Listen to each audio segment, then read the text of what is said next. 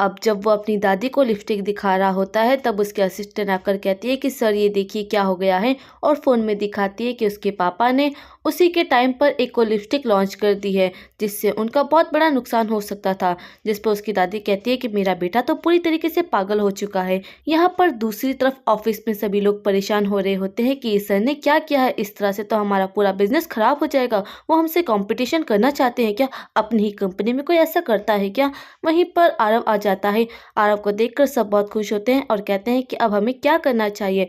जिस पर आरव कहता है कि कोई बात नहीं, जैसा भी चल रहा है चलने दो, हम अपनी प्राइस बिल्कुल भी नहीं घटाएंगे और हम बिल्कुल भी पीछे नहीं हटेंगे। वो सब कहते हैं लेकिन इस तरह से तो हम हार जाएंगे। वो कहता है ऐसा कुछ भी नहीं होगा। अब यहाँ पर एक न्यू कैरेक्टर की एंट्री हो जाती है जिसका नाम सारा होता है। वो गुस्से में आकर कहती है कि तुम ही आरव हो ना? वो कहता है कि हाँ मैं ही आरव हूँ और यहाँ का मैनेजर भी हूँ। जिस पर वो कहती है कि अच्छा तो तुमने ही तारा को वो लिपस्टिक दी थी? जिस पर वो कहता है हाँ। वो कहती है कि चलो मुझे भी एक लिपस्टिक दो, क्योंकि तुमने उसे लिपस्टिक दे दी और मुझे नहीं दी। जिस पर बाकी सब कहते हैं कि आप कहना क्या चाहती हैं? वो कहती है कि तुमने उसे लिपस्टिक दी। जिस पर वो कहती है कि उसने सोशल मीडिया पर पिक्स डाली है कि उसे अच्छी लिपस्टिक मिली है, पर मुझे क्यों नहीं मिली है? तुम्हें मुझे अभी के अभी लिपस्टिक देनी होगी। जिस पर आरव कहता है कि कल सुबह हमारा न्यू लॉन्च हो रहा है, अगर आप वहां से आके खरीदेगी और हमारे बारे में कुछ अच्छे अच्छे शब्द कहेगी ना तो मैं आपको हर साल जैसे ही फर्स्ट लॉन्च नई लिपस्टिक होगी मैं आपको पहले दूंगा। जिस पर ये सुनने के बाद तो वो बहुत खुश हो जाती है और कहती है कि ठीक है, अगर तुम ये डील रखते हो तो मैं ज़रूर तुम्हारे बारे में अच्छी अच्छी बातें कहूँगी, और हाँ सबसे पहले मुझे मिलना चाहिए, तारा को नहीं देना है। और ये कहकर वो वहाँ से चली जाती है। डायरेक्टर और डेप्यूटी डायरेक्टर तो बहुत ही ज़्यादा खुश हो जाती है। डायरेक्टर कहती है कि सर ये आपने जानबूझ करके किया है ना, आपने मिस तारा को फर्स्ट सैंपल इसलिए दिया ना ताकि वो इसको सोशल मीडिया पे शो ऑफ करे और जल्दी से आपके ग्राहक हो सके। जिस पर वो कहता है कि हाँ इसी वजह से मैंने किया है। जिस पर बाकी सब खुश होकर कहते हैं कि आपने तो बहुत ज़्यादा अच्छा मूव खेला है, इस तरह से तो हमारी सेल अच्छी हो जाएगी, और सभी लोग उसके लिए क्लैप करने लग जाते हैं।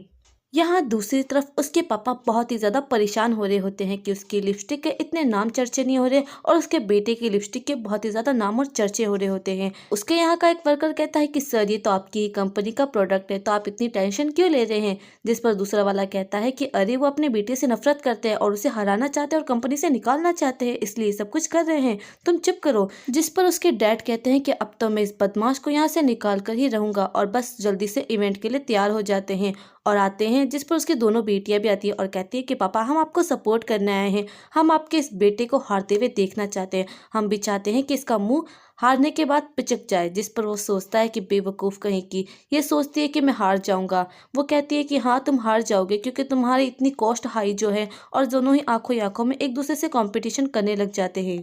अब मिस सारा अपनी कंपनी में बैठ करके काम कर रही होती है। उसका असिस्टेंट आकर कहता है कि मैडम आपको स्टोर पे नहीं जाना है क्या? जिस पर वो कहती है कि हाँ हाँ मुझे लिपस्टिक खरीदनी है और मेरी आंटीज़ ने भी मंगवाई है, दो चार उनके लिए भी ले लेंगे। जिस पर वो कहता है कि पर आप एक साइड से बस एक ही बाई कर सकती है। जिस पर वो कहती है क्या, अब तो मुझे स्टोर पे जाना ही पड़ेगा, और जल्दी से उठकर निकल जाती है।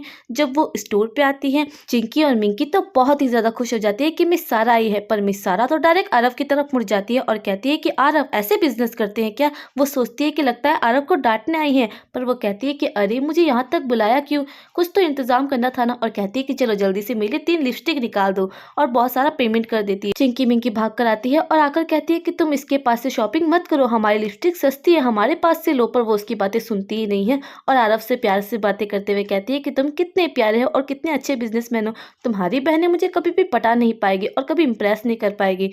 जिस पर वो दोनों मुंह बना लेती हैं। अब मिस तारा भी आ जाती है जिसे देखकर वो कहती है कि अरे मिस तारा तुम आ गई हो, देखो मुझे भी तुम्हारी तरह लिपस्टिक मिल चुकी है। जिस पर वो कहती है कि मुझे तो आरव ने खुद दी है। जिस पर वो कहती है कि अच्छा अच्छा इतना बनो मत, वैसे भी आरव ने मुझसे वादा किया है कि वो हर साल की फर्स्ट लॉन्च हुई लिपस्टिक पहले मुझे देगा, इसलिए मैं तो बहुत ज़्यादा खुश हूँ। ये सुनने के बाद तो बाकी सब जल भुन जाते हैं। उसके पापा कहते हैं कि इसकी सेल इतनी अच्छी कैसे हो गई है, हमारी सेल क्यों नहीं हो रही है? अब इसके बाद में उनकी सेल की तरफ बहुत ही सारे लोग आने लग जाते हैं और सारे के सारे लोग आरव के स्टोर की तरफ मुड़ जाते हैं और लिपस्टिक खरीदने लग जाते हैं। वो कहते हैं कि हम तो इतनी अच्छी और इतनी सस्ती बेच रहे हैं, फिर भी हमारी तरफ कोई नहीं आ रहा, और इतनी महंगी बेच रहा है उसके बावजूद भी सब इसी की तरफ क्यों आ रहे हैं? अब उसके डैड का असिस्टेंट उसे बताता है कि सर इनका प्रोडक्ट तो आउट ऑफ स्टॉक हो चुका है और हमारा तो अभी भी बाकी है। जिस पर वो गुस्सा होकर कहता है कि हमने इतना पैसा खर्च किया है, एडवर्टाइजमेंट लगवाया है और फिर भी हमारा कोई प्रोडक्ट अच्छे से बिका नहीं है, ऐसा कैसे हो सकता है, और बेहोश हो जाता है। सभी लोग कहते हैं कि अरे ये तो बेहोश हो चुके हैं। अब इसके बाद में आरव अपनी दादी के पास जाता है और जाकर उन्हें ग्रीट करता है, जिस पर दादी बहुत खुश होती है। वो बताता है कि दादी मैंने 1 बिलियन से भी ज़्यादा की सेल की है, जिस पर दादी सुनकर बहुत ही ज़्यादा खुश होती है और कहती है कि वाह मेरे पोते, तुमने कर ही दिखाया है। अब उसके मॉम और डैड दोनों ही अंदर आते हैं। उसके डैड की तो तबीयत बहुत ही ख़राब हो रही होती है। उसकी दादी पूछती है कि तुम ज़रा मुझे बताओ कि तुमने कितने की सेल की है, जिस पर वो कहता है कि मॉम मेरी सेल अच्छी नहीं हुई है, मैं धीरे धीरे करके बेच दूंगा। जिस पर वो कहती है कि सेल अच्छी नहीं हुई है, तुम्हारा बेटा 6 साल का है और उसने बिलियन की सेल की है और तुमने तुमने अभी तक सेल नहीं कर पाई है। जिस पर उसकी वाइफ कहती है कि सारी की सारी गलती आरव की है, उसे क्या जरूरत थी अपने पापा से कंपटीशन करने की। जिस पर आरव कहता है कि मैं तो अपना काम कर रहा था, बीच में तो पापा आए थे ना कंपटीशन करने के लिए। उन्होंने उस दिन प्रोडक्ट क्यों लॉन्च किया जिस दिन मेरा प्रोडक्ट लॉन्च हो रहा था, बड़े बड़े सेलिब्रिटी आए थे, सब आए थे। उसकी मॉम उसके सामने गुस्सा करती है कि तुम्हारी हिम्मत कैसे हुई मेरे सामने ऐसा कुछ बोलने की।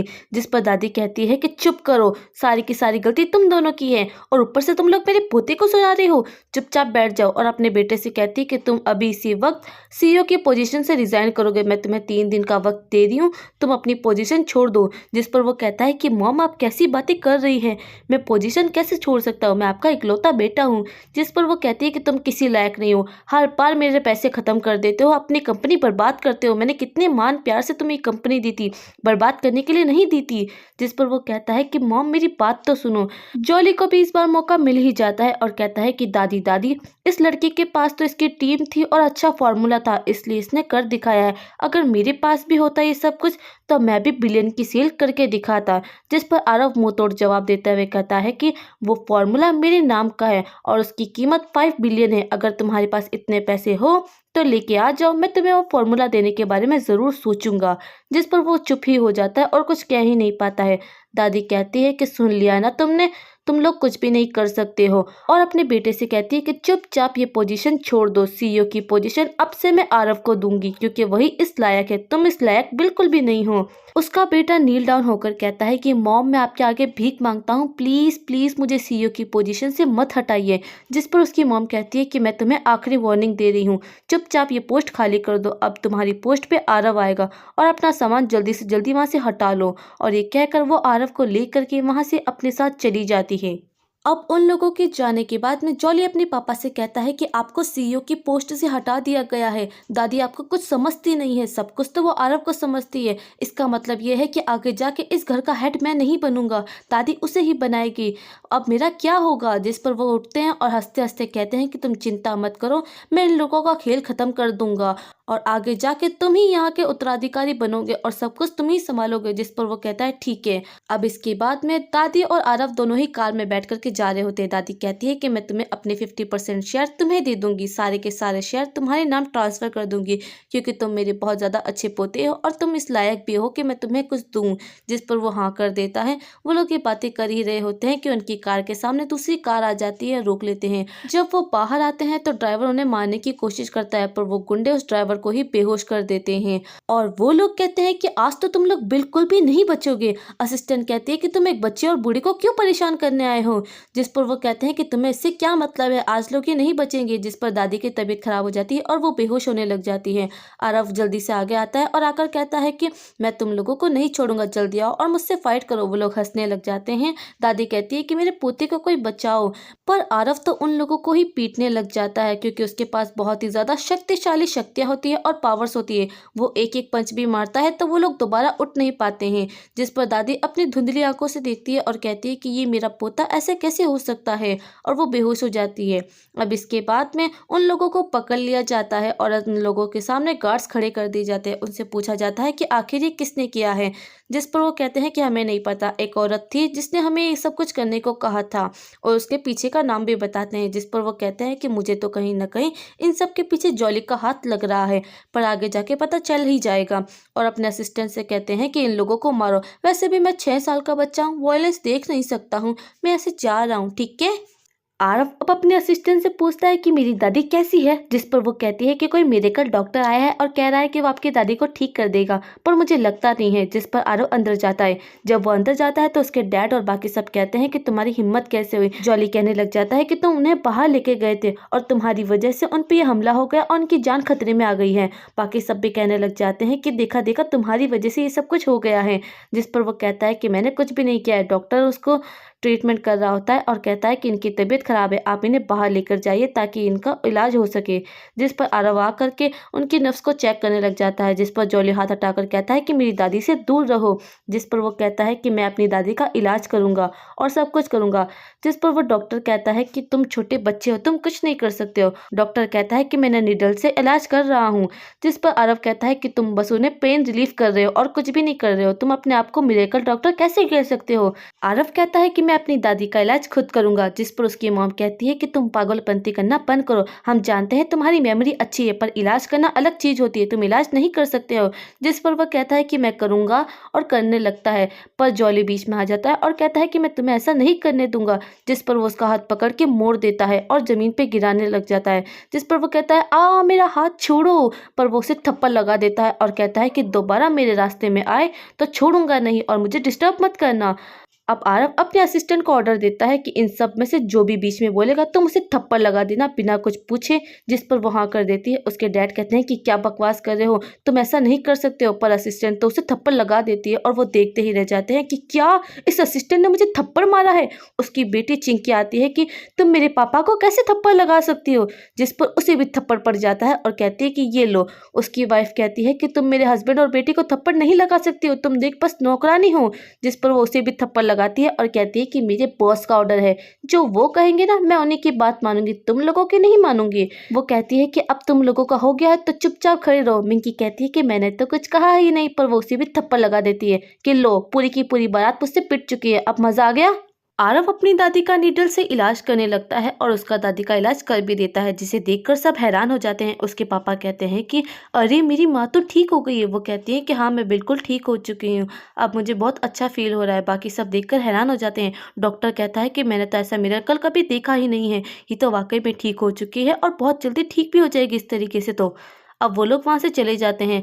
जिस पर उसकी मॉम कहती है कि जॉली को यहीं पर रख लो अपने पास में, प्लीज़ आपका ख्याल रखेगा, पर वो उसे वहाँ से भगा देती है। जब वो लोग रूम से बाहर आ जाते हैं तो उसके डैड अपने असिस्टेंट से कहते हैं कि जरा मॉम पे और इस आरव के बच्चे पे नज़र रखो, पता तो चले ये लोग क्या कर रहे हैं और क्या नहीं कर रहे हैं, मुझे हर मूव का पता लगाना होगा इनका। अंदर आरव और उसकी दादी बैठी हुई होती है। दादी पूछती है कि तुम असल में कौन हो आरव। जिस पर वो कहती है कि क्या कहना चाहती है आप। उसकी दादी कहती है कि तुम पढ़ाई में भी अच्छे हो, बिजनेस में भी अच्छे हो, इनफैक्ट तुम एटिकेट्स में भी अच्छे हो और तुम मेडिसिन भी जानते हो। अब तो तुमने एक पावर भी यूज़ की है, जो पावर सिर्फ मेरे पापा और मेरे दादाजी यूज़ किया करते थे। इन पावर्स का इस्तेमाल मेरे पापा, मेरी दादा और उनकी पीढ़ियाँ किया करती थी। अफसोस की बात यह है कि आज के टाइम में कोई कर ही नहीं पाता, सब भूल चुके हैं, लेकिन तुम कर पा रहे हो। मुझे बताओ तुम बुक्स पढ़ रहे हो या क्या कर रहे हो। पर वो कुछ कह ही नहीं पाता। जिस पर दादी कहती है कोई बात नहीं, अगर तुम मुझे नहीं बताना चाहते हो तो चलो मैं तुम्हें एक जगह लेके जाती हूँ। और उसे एक सीक्रेट रूम में लेके जाती हैं, जहाँ पर एक सीक्रेट तिजोरी भी होती है। उसके अंदर से राजा की मोहर बाहर निकालती है और कहती है कि आज से ये मोहर तुम्हारी हुई है, तुम इसके हकदार हो। और वो उसके हाथ में पकड़ाने लग जाती है। आरव डरते डरते उसे हाथ में लेता है। जैसे ही वो हाथ में लेता है उसकी सारी की सारी शक्तियाँ बाहर आने लग जाती है, क्योंकि उस सील की वजह से उसकी पावर बाहर आई होती है। तो उसकी खास तरह की नैनी उसके पास आ जाती है और उसकी आंखें चमकने लग जाती है। उसकी दादी कहती है कि तुम इस रूम में नहीं आ सकती हो, तुम्हें पता है ना तुम यहाँ पर क्यों आई हो। जिस पर वो कहती है कि मुझे माफ़ कीजिएगा, मैं यहाँ पर आना नहीं चाहती थी, पता नहीं क्यों मैं यहाँ कैसे आ गई हूँ। अब पीछे पीछे आरव की असिस्टेंट भी आ जाती है और उसकी भी आंखें चमकने लग जाती है जब वो उस सील को देखती है। जिस पर आरव कहता है कि तुम दोनों यहाँ पर क्यों आई हो। वो कहता है कि हमें नहीं पता हम यहाँ पर क्यों आए हैं, हमें नहीं पता हम यहाँ क्या कर रहे हैं। और दोनों माफिया मांगने लग जाती है। आरव अब उन दोनों को कहता है कि खड़ी हो जाओ और उनके ऊपर एक जादू कर देता है। वो कहता है कि अभी अभी क्या हुआ था, हमें कुछ समझ में नहीं आया है। जिस पर आरव उस नैनी से कहता है कि नैनी चलो मुझ पे हमला करो। वो कहती है कि सर मैं आप पे हमला नहीं कर सकती हूँ। वो कहता है करो तो सही। जब वो हमला करती है तो एक जादुई पावर उसमें से निकलती है जो आरव को जोर से मारने लगती है, जिस पर आरव उसे रोक देता है। दादी उस नैनी से कहती है कि तुमने मार्शल आर्ट कब सीखी है, जिस पर वो कहती है कि दादी सच कहती हूँ, मैंने कभी मार्शल आर्ट नहीं सीखी है, कसम ले ली। जिस पर वो कहती है तो फिर इतनी मार्शल आर्ट कहाँ से आई है, जिस पर आरव कहता है कि चिंता मत कीजिए, ये मार्शल आर्ट जो भी इनके अंदर है वो इनके पूर्वजों की वजह से है। वो बहुत ही ज्यादा शानदार और अच्छे मार्शल आर्टिस्ट थे, इसी वजह से तुम लोग भी अच्छे हो। आरव अपनी दादी को बताता है कि ये प्रिंस के खास तरह के 20 सैनिक हुआ करते थे, उसी की फैमिली में से एक है। ये आपको कहाँ मिली, जिस पर वो कहती है कि बस तुम्हारे दादाजी एक दिन इन पे तरस खा के लेके आ गए और इनसे कहा कि रखवाली करो और इन्हें अच्छे पैसे देते हैं और कुछ भी नहीं है। जिस पर वो कहता है कि ठीक है, और उन दोनों को कहता है कि इस रूम में अब किसी को आने मत देना, और उन दोनों को बाहर भेज देता है। आरव बताता है कि मैं आपके खानदान का प्रिंस रह चुका हूँ और कोई नहीं, जिसकी आप सबसे ज़्यादा इज्जत करते हैं वही सबसे फर्स्ट वाला प्रिंस मैं ही रह चुका हूँ। मुझे मेरे भाई ने धोखे से जहर दे दिया था और जब मैं उठा तो आपके पोते की बॉडी में था, इसलिए मैं ऐसा हूँ। जिस पर वो सुन के बहुत खुश हो जाती है कि अरे वाह, मेरे एंसेस्टर वापस आ चुके हैं, तभी तो ये सब कुछ हो रहा है, और उसके आगे ग्रीट करने लग जाती है। जिस पर वो कहता है कि आप मेरे आगे ग्रीट नहीं कर सकती है, आप बिल्कुल मेरी दादी की तरह दिखती है। जैसे ही मैं इस बॉडी में आया और आपसे मिला, आपको अपनी दादी मान लिया था, इसलिए आप मेरी दादी ही रहेगी, आप मेरे आगे कभी झुक नहीं सकती है। और ये भी कहता है कि दादी प्लीज़ इस बात को सीक्रेट रखिएगा, वरना हमारे पीछे बहुत सारे लोग पड़ सकते हैं। जिस पर वो कहती है कि हाँ हाँ ठीक है ठीक है, और अब तो ये सील तुम्हारी हुई कि क्योंकि तुम राजा रह चुके हो, तो ये सील तो पक्का तुम्हारी ही हुई है। अब दूसरी तरफ उसके डैड को असिस्टेंट आके बताता है कि आपकी मॉम सीक्रेट रूम की तरफ गई है, जिस पर वो सुनकर हैरान हो जाते हैं। जॉली कहता है कि क्या हुआ है डैड, जिस पर वो कहता है ऐसा नहीं हो सकता है। जॉली समझ जाता है और कहता है कि इसका मतलब ये है कि आने वाले टाइम में अपना इनहेरिटेंस और किसी को नहीं, आरव को ही बनाने वाली है ना। जिस पर वो कहता है मैं ऐसा बिल्कुल भी नहीं होने दूंगा, मैं जल्दी से जल्दी कुछ करूंगा और तुम्हें ही सारी पोजीशन दिलाऊंगा।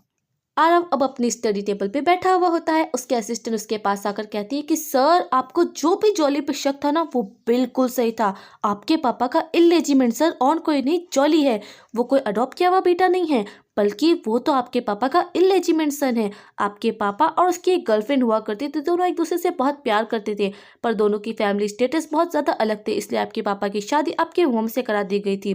पर बाद में वो दोनों मिलते रहे और उनका एक बेटा हो गया था, वो और कोई नहीं जॉली था। अब उसकी वाइफ तो मर चुकी है और उसे अडॉप्टेड कह करके तुम्हारे पापा उसे घर पे लेके आ चुके हैं, और वो और कोई नहीं इलेजिमेंट बेटे को सब कुछ देना चाहते हैं। जिस पर आरव कहता है कि मुझे समझ आ रहा है ये सब कुछ क्या हो रहा है, और उसकी मॉम को जाके ढूंढो, मुझे लगता है कि वो मरी नहीं है, वो बस फेक डेथ का दिखावा कर रही है। जिस पर वो कहते हैं कि लगता है ये दाल में कुछ ज्यादा ही काला है। आरव अपने असिस्टेंट से कहता है कि आज तो दादी का बर्थडे है, किसी भी हाल पे टाइम पे पहुंचना होगा और सारा काम करना होगा, कुछ भी हो जाए हम नहीं हार सकते हैं और सारी चीजों का पता लगाएंगे। जब वो लोग बाहर जा रहे होते हैं तो ड्राइवर खड़ा होता है, वो कहता है कि आपकी दादी ने मुझे कहा है कि मैं आपको लेकर के आऊं। जिस पर असिस्टेंट कहती है कि हमें ध्यान से रहना होगा, हो सकता है ये दुश्मन हो। जिस पर आरव कहता है कि चिंता मत करो, मेरे पास बहुत सारे स्किल है, ये मेरा कुछ नहीं बिगाड़ पाएगा। जब कार लेके जा रहा होता है तो ड्राइवर अचानक से गाड़ी रोक देता है और अपने मुंह पे मास्क पहन करके वो कार को लॉक कर देता है और पूरी कार में धुआं ही धुआं कर देता है। उस धुएं की वजह से वो लोग वहीं पर ही बेहोश हो जाते हैं। अब इसके बाद में उसके डैड बहुत खुश होते हुए अपनी मॉम को दिखाते हैं वीडियो और कहते हैं कि देखो मैंने तुम्हारे पोते को किडनैप कर लिया है। जिस पर दादी गुस्सा करती है और कहती है कि तुम अपने ही बेटे को कैसे किडनैप कर सकते हो, तुम इतने बुरे कैसे हो सकते हो। वो कहता है कि क्यों, आप भी तो उसे मेरे सर पे सवार करने वाली थी ना, उसे सब कुछ दे रही थी, उसे सारे शेयर दे रही थी, अब तब आपको दिखाई नहीं दिया था, अब आपको दिखाई दे रहा है। वो कहती है कि तुम अपने बेटे को ऐसा कैसे कर सकते हो। अब उसके डैड कहते हैं कि सारे के सारे शेयर जॉली के नाम पे कर दो 50%, और मुझे कंपनी का चेयरमैन बना दो और खुद इस्तीफा दो, तब जाके मैं तुम्हारे पोते को छोड़ूंगा, वरना मैं नहीं छोड़ने वाला हूँ। जिस पर चिंकी कहती है कि पापा कुछ अजीब से नहीं लग रहे हैं, और अपने पापा से कहती है कि पापा आप ऐसा कैसे कर सकते हैं, माना वो बच्चा है, हम उससे नफरत करते हैं, लेकिन वो है तो छोटा बच्चा है, आप उसे ऐसा नहीं कर सकते हो। जिस पर उसके पापा उसे थप्पड़ लगा देते हैं। उसकी वाइफ कहती है कि आप अपनी बेटी को थप्पड़ कैसे लगा सकते हैं, जिस पर वो उसे भी चुप करा देता है। चिंकी और मिंकी दोनों ही हैरान हो जाती है। चिंकी फिर भी खड़ी होती है और जॉली से कहती है कि जॉली तुम तो कुछ कहो पापा से, उन्हें समझाओ ना। जॉली अपना असली रूप दिखाते हुए कहता है कि मैं तो पापा के साथ ही हूँ, वो जो करेंगे मैं उनका साथ दूंगा। जिसे सुनने के बाद तो मिंकी भी खड़ी हो जाती है और कहती है कि तुम दोनों मिले हुए थे, तुम्हें पता था कि वो किडनैप करने वाले और तुमने साथ दिया था। जिस पर वो कहता है कि हाँ हाँ मैं साथ में था। जिस पर अब डैड कहते हैं कि चुपचाप मॉम साइन करो इस पेपर्स पे कि 50% शेयर सारे जॉली को मिल रहा है और मुझे चेयरमैन बनाया जा रहा है, वरना तुम्हारा पोता बचने नहीं वाला है। यहाँ दूसरी तरफ आरव को होश आ जाता है और वो देखता है कि उसे बांधा गया है, तो वो अपनी पावर से खुद को खुला लेता है और अपने असिस्टेंट को भी उठाकर कहता है कि खड़ी हो जाओ। दादी अपने पोते की हालत से बहुत ही ज़्यादा परेशान हो जाती है और कहती है कि ठीक है, मैं साइन करने को तैयार हूँ, और साइन कर देती है। जब वो साइन करती है तो चिंकी मिंकी कहती है कि लगता है सारे के सारे शेयर जॉली के पास चले गए, ये तो बहुत ही ज़्यादा बुरा हो गया है। अब पार्टी स्टार्ट हो जाती है, सभी लोग आते हैं और सबको पार्टी बड़ी अजीब लग रही होती है।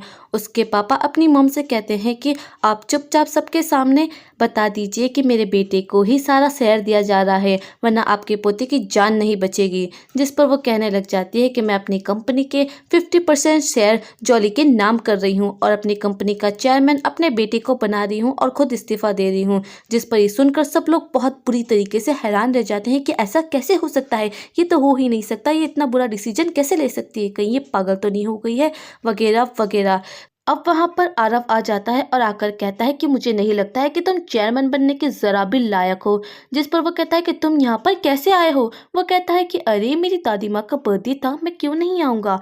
वो आ जाता है, जिस पर वो कहता है कि तुम्हारे आने या ना आने से कोई फर्क नहीं पड़ता है, सारे शेयर हमारे नाम हो चुके हैं, उल्टा हो सके तो अपने शेयर भी हमें दे दो, तुम्हारे लिए यही फायदे में रहेगा। आरव अपने पास की सील निकाल करके दिखाता है कि भले ही तुम चेयरमैन बन गए हो, पर कंपनी का और हर घर का सब चीज का हेड तो मैं ही रहूंगा। जिस पर उसके डैड अपनी मॉम पे गुस्सा करते हुए कहते हैं कि तुम इसे हेड कैसे बना सकती हो, ये बस 6 साल का है, मैं तुम्हारा बेटा हूँ, तुमने मुझे तक हेड नहीं बनाया।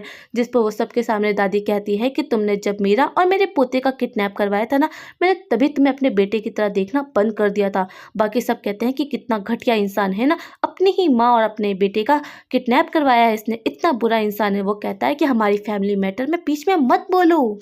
अब दादी की तबीयत खराब होने लग जाती है और उनके मुंह से ब्लड आने लग जाता है और सब कहते हैं कि अरे अरे देखो, इसने अपनी माँ को जहर दे दिया है। चिंकी कहती है कि पापा आपने दादी को जहर दे दिया है, आप ऐसा कैसे कर सकते हैं। जिस पर वो चिंकी को फिर से थप्पड़ लगा देते हैं और कहते हैं कि तुम अपना मुंह बंद ही रखा करो। जॉली अपने भाई से कहता है कि तुम अपने शेयर और ये सील हमें दे दो, वरना दादी के लिए जो एंटीडोट है वो हम तुम्हें नहीं देंगे। जिस पर वो कहता है कि ठीक है, मैं तुम्हें देने को तैयार हूँ, पर एंटीडोट देना मत भूलना। जिस पर वो पेपर्स पे साइन कर देते हैं और अपने 9% शेयर भी जॉली के नाम कर देते हैं। जिस पर वो जल्दी जल्दी उसके पापा साइन करके अब जॉली को पकड़ा देते हैं कि देखो बेटा, तुम्हें और शेयर मिल गए हैं, तुम्हारे पास बहुत सारे शेयर हो चुके हैं, तुम कितने ज्यादा पावरफुल हो चुके हो। आरव कहता है कि अब एंटीडोट दो। जिस पर उसके डैड कहते हैं कि कोई एंटीडोट है ही नहीं, हमने तुम्हें बेवकूफ बनाया और तुम बन भी गए। जिस पर उसकी बेटी को फिर से बहुत गुस्सा आता है। चिंकी कहती है कि आप लोग ऐसा कैसे कर सकते हो, दादी को मार देना चाहते हो क्या, तुम कितने बुरे हो। उसका बाप फिर से उसे थप्पड़ लगा देता है कि तुम बीच में मत बोला करो, कितनी दफा कहा है तुम्हें। जिस पर उसकी मॉम फिर से बहुत खुश हो रही होती है कि अरे वाह, मेरा बेटा तो जीत चुका है। पर चिंकी कहती है कि भले ही ये जीत रहे हो, पर मुझे अच्छा नहीं लग रहा है। मिंकी फटाफट से भाग कर आती है अपने भाई के पास में और कहते हैं कि देखो, तुम तो अच्छे अच्छे इतने सारे शेयर आ चुके हैं, तुम सबसे ज्यादा शेयर पा चुके हो, क्या इसमें से थोड़ा सा हिस्सा मुझे भी मिलेगा। जिस पर वो उसे थप्पड़ मार देता है। जॉली अब अपनी बहन को थप्पड़ मार के कहता है कि सपने में ही, और हो सके तो अपने शेयर भी मुझे दे दो। जिस पर उसकी मॉम आकर कहती है कि ऐसा नहीं हो सकता है, हमने तुम्हें इतने सारे शेयर दिलाने का वादा किया था, वो हो चुका है। और अपने हस्बैंड से कहती है कि आप अपनी बेटियों के शेयर क्यों ले रहे हो। जिस पर उसका हस्बैंड अपनी वाइफ को थप्पड़ मार करके कहता है कि जो मेरा बेटा कह रहा है वही तुम लोग करो।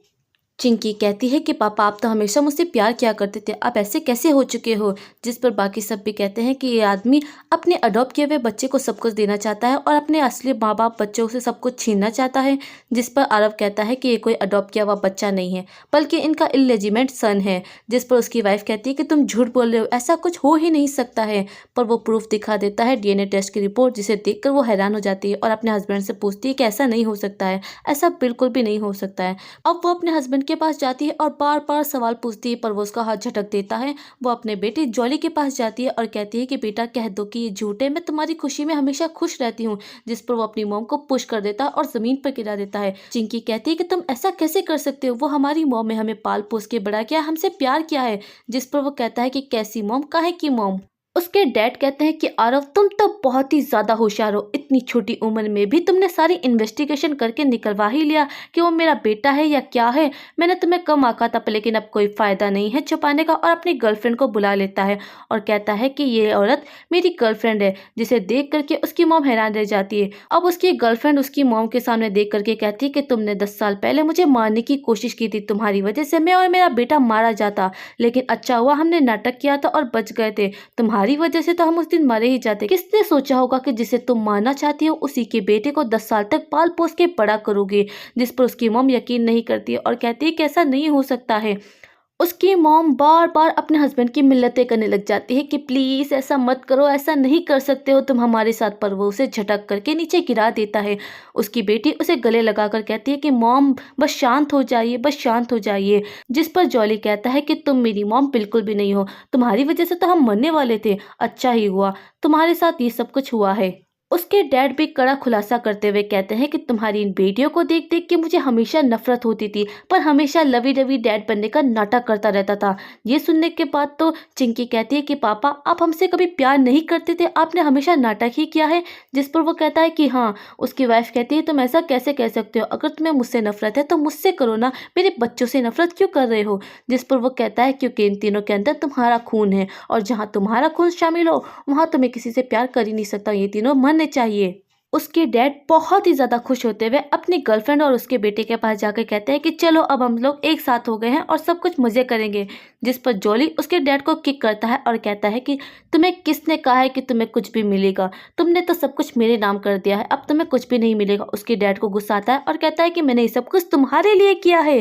जिस पर वो कहता है कि हाँ किया तो क्यों, क्या हो गया। उसकी गर्लफ्रेंड कहती है कि तुमने इस औरत से शादी करने के लिए मुझे छोड़ दिया था ना, अब तुम्हें सजा मिलेगी, सारे शहर हमारे नाम हो चुके हैं, मैं और मेरा बेटा अब ऐश करेंगे और तुम इन लोगों के साथ में सड़ोगे। जॉली आरव को चिढ़ाते हुए कहता है कि देखा मुझसे पंगा लेने का अंजाम, अब मैं बिजनेस भी करूंगा और खूब अमीर भी हो जाऊंगा और तुम बर्बाद हो जाओगे। जिस पर वो कहता है कि ठीक है देखते हैं। दादी कहती है कि इससे वो सील छीन लो। जिस पर आरव कहता है कि हमें छीनने की कोई जरूरत नहीं है, मैं इसे बर्बाद ही कर देता हूँ। जिस पर जॉली हंसते हुए कहता है कि तुमने कभी सुना भी है कि कोई फैमिली सील को बर्बाद कर सकता है। वो कहता है कि हाँ मेरी है तो मैं कर भी सकता हूँ, और सभी को बुला लेता है। अब उसकी सारे के सारे गार्ड्स आने लग जाते हैं और उसकी स्पेशल असिस्टेंट और नैनी भी आ जाती है। आरव के सामने इतने सारे लोगों को झुकता हुआ देख करके जॉली कहता है कि ये लोग तुम्हारे आगे क्यों झुक रहे हैं, इन्हें तो मेरे आगे झुकना चाहिए।